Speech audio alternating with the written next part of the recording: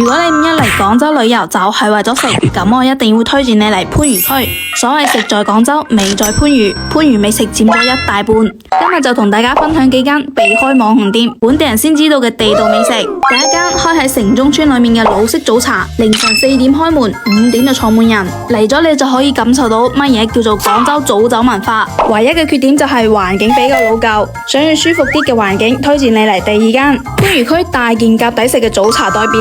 呢度嘅點心每個都係 Plus 版本，拳頭咁大嘅煎餃必點，仲有牛肉燒賣、牛肉丸、叉燒包，可以話係盲點不踩雷嘅一間店。重點係又平又好食。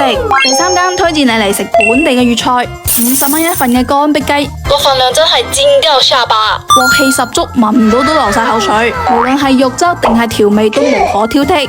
乳鴿25蚊一隻，超抵食。滷水大腸50蚊，小貴但係味道好正，值得一試。第四間係一間極具番禺特色嘅私房菜，乾壁雞、乾壁白鱔、哈辣高蒸蛋，跑勻成個廣州你都揾唔到佢嘅平替，至今無人能敵。缺點就係地址比較隱蔽，仲有記得提前預訂。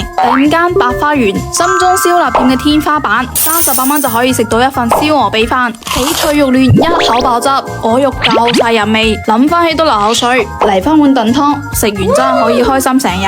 嚟番禺點可以唔試下巢皮腸粉呢？唔好加蛋，唔好加菜，原汁原味嘅腸粉先至係最好食嘅。米漿、花生油、豉油3個味道完美結合，食完你就知道乜嘢係正宗廣州腸粉。佢哋嘅雲吞都好好食，10分滿分我打9.5。附近100米仲有一間同樣好食嘅腸粉，係番禺腸粉3巨頭之一，煙煙韌韌嘅腸粉皮，米漿味十足。12一份嘅牛肉腸粉，份量超大，簡直就係食肉黨嘅福音。